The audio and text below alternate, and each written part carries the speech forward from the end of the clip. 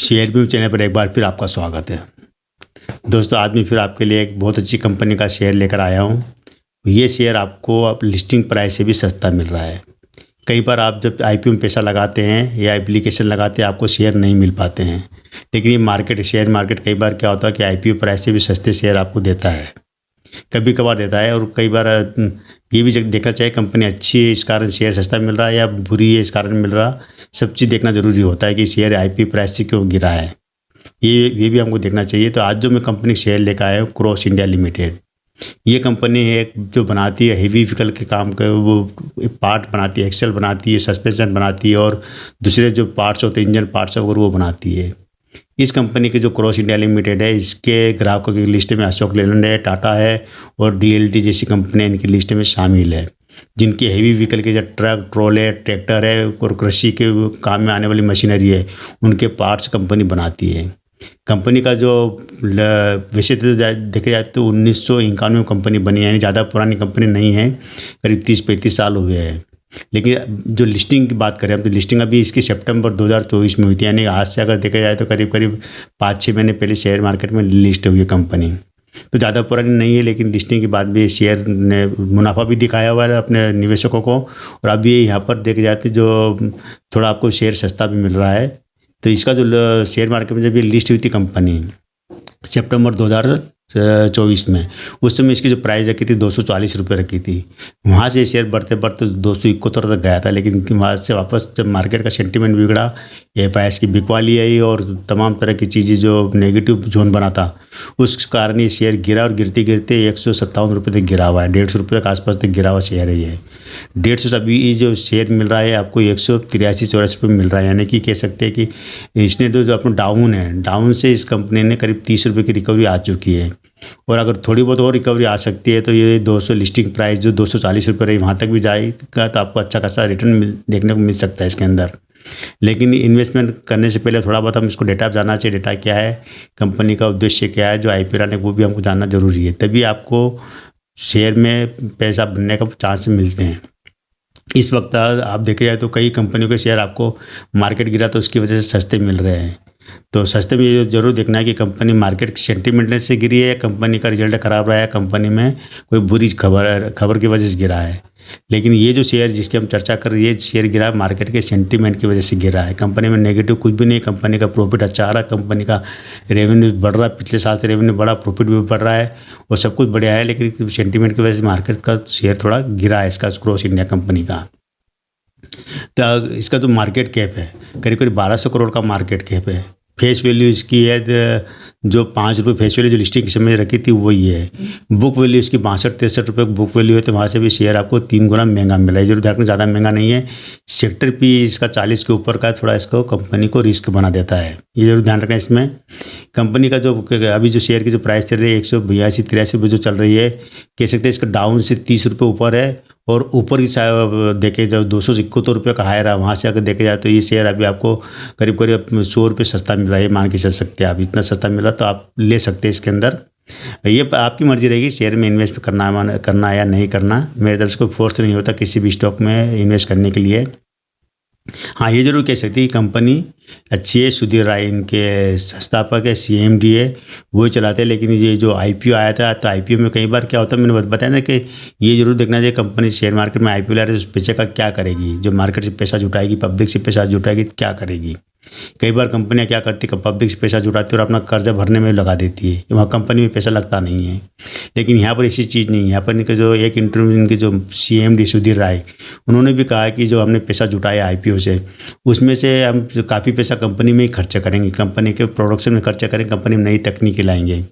जो अभी इनके पास जो फोर्जिंग तकनीक से जो बन रहे हैं, एक्सेल वगैरह जो बनने का जो पार्ट्स बना रहे हैं, उसके लिए अब एक्सट्रूजन तकनीक से बनाएंगे। उसमें करीब 30 करोड़ रुपये उसमें इन्वेस्टमेंट करेंगे। इसके अलावा इनका जो वर्तमान में जो मशीनरी बनाने की क्षमता उसको बढ़ाएंगे। ये अभी इनकी जमशेदपुर में है 5 मैन्युफैक्चरिंग यूनिट है, आने वाले दिनों में ये भी बढ़ाएंगे। और अभी इनका जो एक्सपोर्ट हो रहा माल वो करीब हो रहा है 1 से 2% तक एक्सपोर्ट हो रहा है, उसको भी बढ़ा के ये 10 से ऊपर ले जाएंगे, 10 से 15 तक ले जाएंगे। ये इसको एक्सपोर्ट का काम, यानी कि मैन्युफैक्चरिंग उत्पादन बढ़ाएंगे और एक्सपोर्ट करेंगे, तो नया बाजार तलाशेंगे, नए नए ग्राहक शामिल होंगे।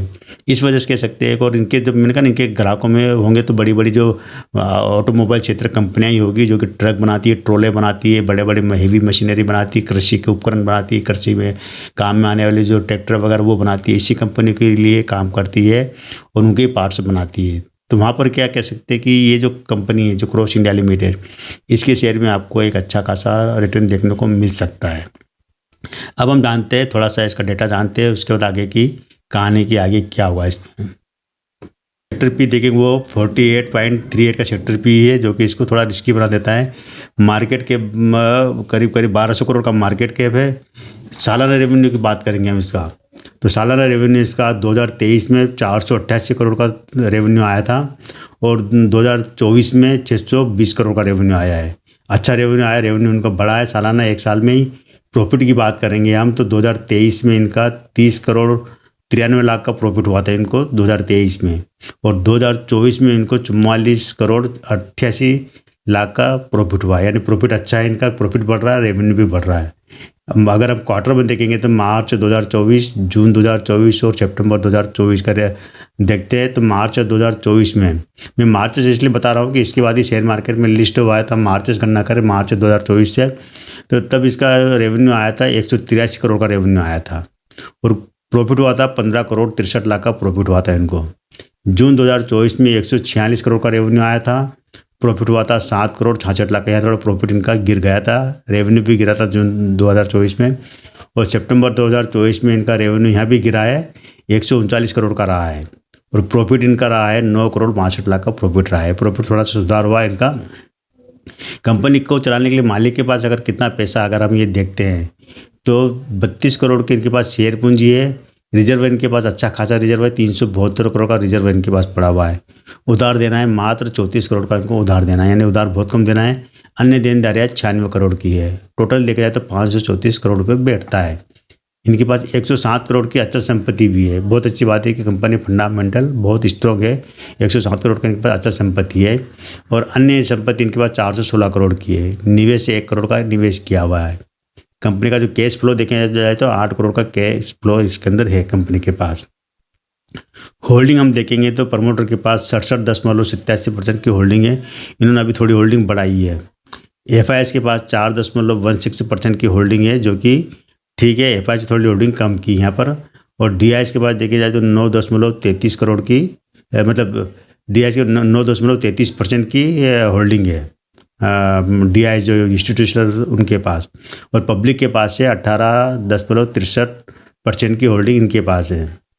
अगर हम होल्डिंग की बात करें तो प्रमोटर के पास 67.87% की होल्डिंग है। एफआईएस के पास 4.16% की होल्डिंग है। डीआईएस के पास 9.33% की होल्डिंग है और पब्लिक के पास से 18.63% की होल्डिंग है। होल्डिंग अच्छी है यहाँ पर, प्रमोटर के पास बहुत अच्छी होल्डिंग है। 67.87 मोटा मोटा 68% की होल्डिंग है, जो कि 51% से ज़्यादा है लेकिन अच्छी है। अगर हम ईपीएस देखें, इसका अर्निंग पर शेयर देखेंगे तो 22.87 का है अर्निंग ईपीएस। आरओ इसका देखा जाए तो 30.29 का है। ये 2023 में रहा था और 2024 में 36.57 का हो गया इनका आरओई, रिटर्न ऑफ इक्विटी। डेप्ट हम देखे जाए तो 0.80% की है और आरओसी इनका है 33.5% का है। यानी कि यहाँ तक देखा जाए तो कंपनी का फंडामेंटल बहुत अच्छा है। 62 रुपये की इसकी शेयर की जो बुक वैल्यू है, तो 62 रुपये के मुकाबले भी ये शेयर आपको करीब करीब 3 गुना महंगा मिल रहा है। जो बुक वैल्यू जो बताती है, बुक वैल्यू मतलब शेयर की एक्चुअल प्राइस दर्शाता है। जो ये निकलती कंपनी के पास कितने पैसा है, कितना कंपनी के पास शेयर है, सबसे अगर कैलकुलेट करते तो 62 शेयर की प्राइस 62.70 होना चाहिए, लेकिन अभी आपको 183-84 रुपये मिल रहा है। यानी करीब 3 गुना महंगा शेयर आपको मिला। तो ज़्यादा महंगा नहीं है, खरीद सकती है। कि थोड़ा डाउन जाइए 175 के आसपास जाए तो वहाँ पर इसको शेयर को आप ले सकते हैं। मतलब कहने का मतलब ये है कि यहाँ पर अगर आप पैसा लगाते हैं, इस लेवल पर पैसा लगाता है तो आपको थोड़ा बहुत डाउन देखने को मिल सकता है, लेकिन बाद में भविष्य में आपको एक अच्छा खासा रिटर्न आपको मिलेगा। इंडिया लिमिटेड, इसको तो हम 10 में से आराम से 7-8 नंबर दे सकते हैं, क्योंकि कंपनी के ऊपर कर्जा बिल्कुल भी नहीं है। मात्र 1 रुपये के मुकाबले 80 पैसे देना, जो कंपनी कभी भी चुका सकती है। कंपनी के पास रिजर्व अच्छा है, कंपनी फंडामेंटली स्ट्रॉन्ग है। और काम भी अच्छा है, बड़े बड़े ग्रुप से जुड़ी हुई कंपनी है, फ्यूचर भी अच्छा है, कंपनी का भविष्य भी अच्छा है। लेकिन इसके बावजूद भी आपको एक चीज़ ज़रूर कहता हूँ कि इन्वेस्टमेंट करने से पहले आप किसी और से भी सलाह ज़रूर ले लीजिए, क्योंकि शेयर मार्केट में हम गारंटीड नहीं कह सकते कि पैसा बढ़ेगा ही बढ़ेगा। रिस्क भी होता है, जो मैंने बताया था, इसका जो सेक्टर P48 का है, जो कि इसको रिस्की बनाता है शेयर को। तो ये ज़रूर ध्यान रखना, इन्वेस्ट करना ना करना आपकी मर्जी रहेगी, मेरी तरफ से कोई फोर्स नहीं है।